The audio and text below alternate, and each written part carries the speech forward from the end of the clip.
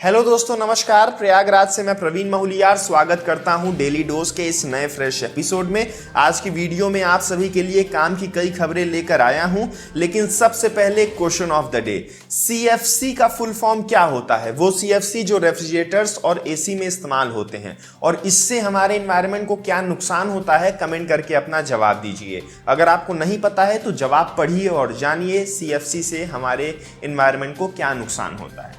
सबसे पहले corona virus से जुड़े अपडेट्स जान लेते हैं। तो हिंदुस्तान में पिछले 24 घंटे में पहली बार ऐसा हुआ है कि 300 से ज़्यादा डेथ्स हमें देखने को मिले हों। 331 की ये संख्या है।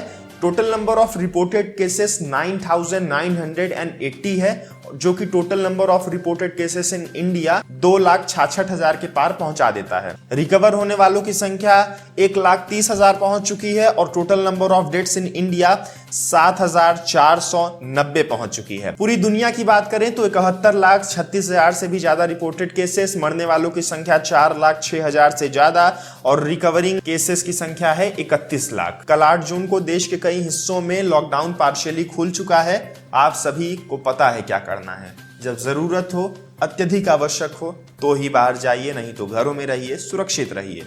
घर का एक सदस्य कमाता है तो बाकी सब खाते हैं, तो जो कमाता है उसका बाहर जाना जरूरी है, पर जो घर में रहते हैं वो बिना जरूरत के बाहर न निकलें। रशिया के साइबेरिया इलाके में एक ऑयल वेल में आग लग चुकी है। ये आग आज नहीं, 30 मई को लगी थी और पिछले 10 दिनों से इस पे काबू नहीं पाया गया है। सरकार जूझ रही है, लोग जूझ रहे हैं, प्रशासन जूझ रही है, आखिरकार मिलिट्री को बुलाना पड़ा। इस ऑयल वेल के मुहाने के ऊपर टैंकर से वार किया जा रहा है ताकि इसका मुहाना टूट जाए, मशीन्स टूट जाएं और जहां जहां आग लगी है वो सारी आग बुझ जाए। कल जाके कुछ आग पे काबू हुआ। आप सभी को बता दूं, ऑयल वेल में नेचुरल गैस और क्रूड ऑयल निकलता है जो कि बहुत ज्यादा ज्वलनशील होता है। एक बार आग लग जाती है तो दिनों दिनों तक, हफ्तों हफ्तों तक आग लगी रहती है, बुझाया नहीं जा सकता, क्योंकि ऊपर से आप आग बुझाते हैं पर नीचे से इसको ईंधन मिलता रहता है और वो ईंधन खींच के आग जलती रहती है। आप चाहे जितना पानी डालिए, ऑक्सीजन से या तो उसका संपर्क तोड़िए, जो कि बहुत मुश्किल है क्योंकि पूरे हवा में ऑक्सीजन है, या तो उस पूरे सिस्टम को ही ब्लास्ट कर दीजिए, जिसमें कि जान माल का बहुत नुकसान होता है। फाइनली रशिया के डिफेंस मिनिस्टर ने ये ऑर्डर दिया कि मिलिट्री के टैंकर से उड़ा दिया जाए वो ऑयल वेल, और वो करने पे कुछ काबू हुए हालात। आपने हॉलीवुड मूवीज में देखा होगा कि कई लोग खजाने को छुपा देते हैं और कुछ क्लूज छोड़ देते हैं, और फिर कोई अगर उस क्लूज को सॉल्व कर लेता है तो खजाना उसका। ये केवल मूवीज में नहीं, असली में हो रहा है। यूएस के रॉकी माउंटेन्स में एक आदमी को $1 मिलियन का खजाना मिला। उसमें हीरे भी थे, सोना भी था और कैश रुपए भी थे। रॉकीज माउंटेन में उसको छुपाया था फॉरेस्ट फैन नाम के एक एंटीक कलेक्टर ने, और उसके क्लूस उसने एक पोयम के फॉर्मेट पे इंटरनेट पे डाला था। आज से 10 साल पहले 2010 में इसको छुपाया गया था और फाइनली 10 साल बाद जाके इस मिस्ट्री को सॉल्व किया गया और $1 मिलियन का खजाना मिला। $1 मिलियन को अगर हम इंडियन रुपीस में कन्वर्ट करें तो करीब करीब 7 करोड़ रुपए होते हैं। जिसने पाया उसकी तो चांदी चांदी। मध्य प्रदेश के शाजापुर डिस्ट्रिक्ट से एक निर्ममता वाली खबर सामने आ रही है। 80 साल के एक वृद्ध को डॉक्टर्स और हॉस्पिटल मैनेजमेंट ने बेड से बांध दिया ताकि ये मरीज हॉस्पिटल छोड़ के भाग ना सके, बाहर ना जा सके, और पूरे पैसे चुकाए पहले। बिल्कुल सही। गब्बर मूवी आपने देखी होगी तो देखा होगा कि हॉस्पिटल मैनेजमेंट और डॉक्टर्स मिलके कभी कभार कैसे लूटते हैं आम इंसान को, और गरीब तो सबसे ज्यादा पीड़ित होता है।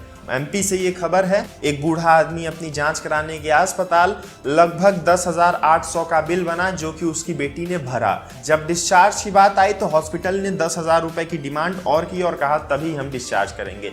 बात बहस हुई तो मैनेजमेंट ने हॉस्पिटल के बेड से रस्सी से उस आदमी को बांध दिया और कहा हम इसको जाने ही नहीं देंगे। इतनी निर्ममता। डॉक्टर्स को भगवान कहा जाता है। कोरोना वायरस के इस पैंडेमिक में डॉक्टर्स के ऊपर फूल की वर्षा हुई, और एक और जब डॉक्टर्स का ऐसा दृश्य, ऐसा चेहरा हमें देखने को मिलता है तो दुख होता है। क्या हम गलत थे जो इनको भगवान का दूसरा नाम कहते हैं?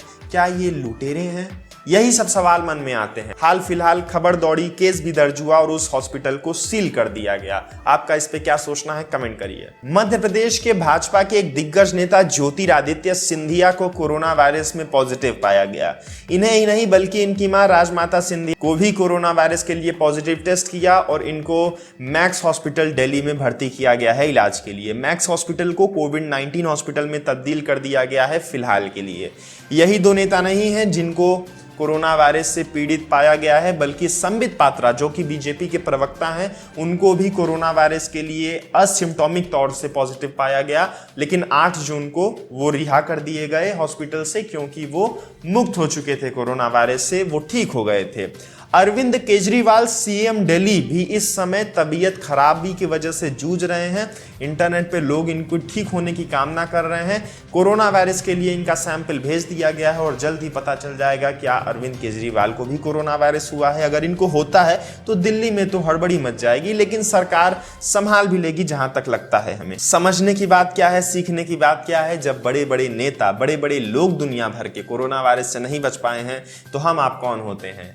सावधानी, सतर्कता ही सबसे बड़ा उपाय है अभी के लिए। बस दोस्तों, आज की इस वीडियो में इतनी ही खबरें थी। आज खबरें कम है मैं जानता हूं, लेकिन मैंने बहुत रिसर्च की।